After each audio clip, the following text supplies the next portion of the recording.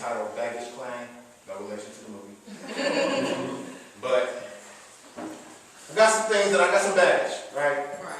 Some of y'all might see me walking around holding a bag, and a couple people ask me, what's that? What's in that bag? And I'm just, man, it's some extra baggage. I got some things in here that's kind of holding me down, and I'm slowly but surely I'm trying to empty it out. So as I'm doing that, I ask that right now I invite you to my backstage. And I'm going to cut myself open and I'm going to really get vulnerable with you guys. I'm going to take you to a place that kind of jump-started everything that you see in front of you. This is one of my favorite pieces. Yes.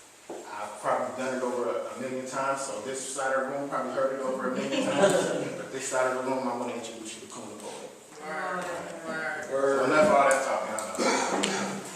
This piece is entitled Anniversary, y'all. Wow. Let's rock with me.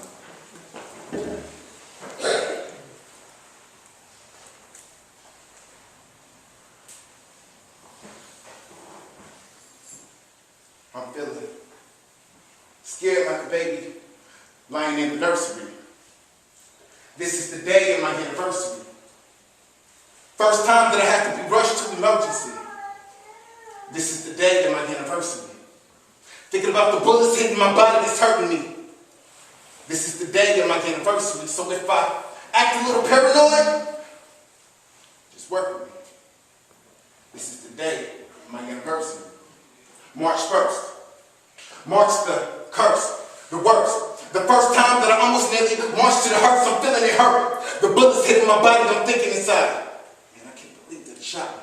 I'm running through the house. I started to pause and look back. I can see my blood hitting the wall. I started to fall, my legs not working at all, my cell phone's ringing. I pick it up and answer the call, bro. He shot me. Call 911. Then the phone slipped out my hands, my body was turning numb.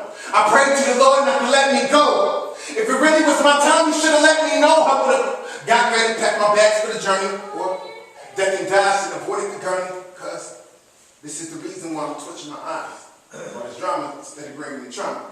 I'm traumatized. I'm feeling scared like a baby lying in the nursery. This is the day of my anniversary. First time that I have to be rushed to emergency. This is the day of my anniversary. Thinking about the bullets hitting my body is hurting me. This is the day of my anniversary, so if I act a little paranoid, just work with me. This is the day of my anniversary. A couple minutes passed. I knew I was going to die. I closed my eyes and got ready for the other side. I leaned against the wall, accepted my death. Took my last breath, turned and looked toward my left. And there it was again, with this finger on the trigger. Everything was getting dark, but I'm seeing it's a figure. The second bullet's coming, I put my arm up to block it.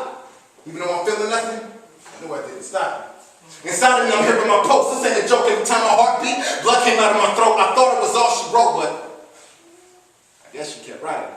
Come on. Because as soon as I thought I was dying, I heard silence. I'm feeling scared, like a baby lying in the nursery. This is the day of my anniversary. First time that I had to be rushed to emergency.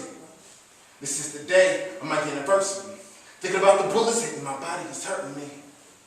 This is the day of my anniversary. So if I act a little paranoid, please, just work with me. This is the day of my anniversary. So I wake in the hospital, barely alive, barely can see, but still watching my family cry. Can't even speak. So everything I said, I had to write it down. Blood pressure was going up, which means I had to calm it down. I'm laid up with 3 tubes in my chest, one in my nose, one in my throat, and one in my neck. I'm feeling stressed. Inside, I'm dropping tears and I'm praying prayers because I know that life after the bullet, that's very rare. My mom is close to the bed, I can't hug her. I grab my little cousin's hand and tell her I love her, look to my brother. And I begged him not to take revenge. Look to the Lord. And I asked him to forgive me for my sins. When the tubes came out, my first words spoken. Grandma, dying is the easy part. Living will leave you broken.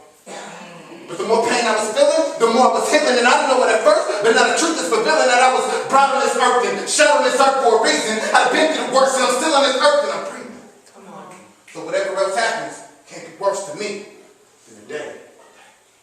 My day. My anniversary. Thank you.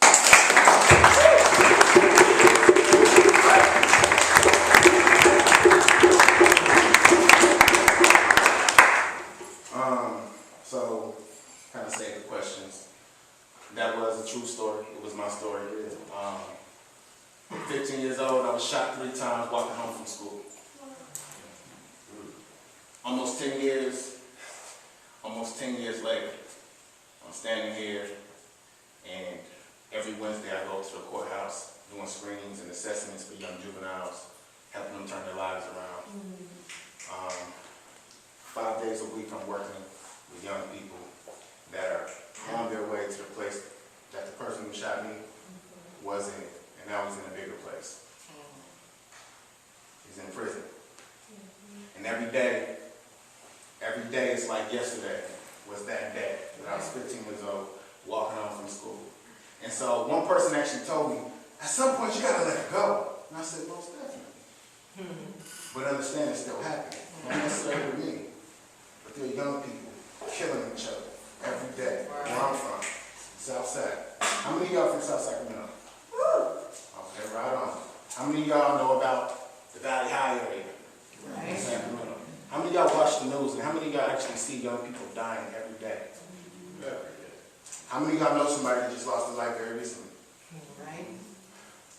All right, that's what I want to do. I want to take a moment of silence for those that we've lost and those that are lost. And I'm going to get into this next piece. It's entitled Teenage Body Count. I actually wasn't going to do it, but he told me to do it just now. So I just ask that y'all follow if y'all can feel me. Y'all with that? Yes, All right, sir. let's go ahead and take a moment of silence for these young people out here.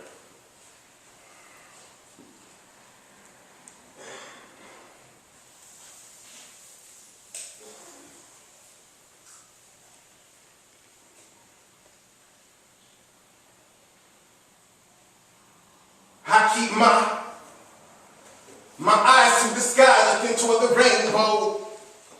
Not fearing death is on my shoulder, this an angel. Keeping my head up when the chariot swings low. Keeping my faith up, no matter how painful. It's like every time I turn around to see another body on the ground that's around the same age as me. Grew up in the same place as me.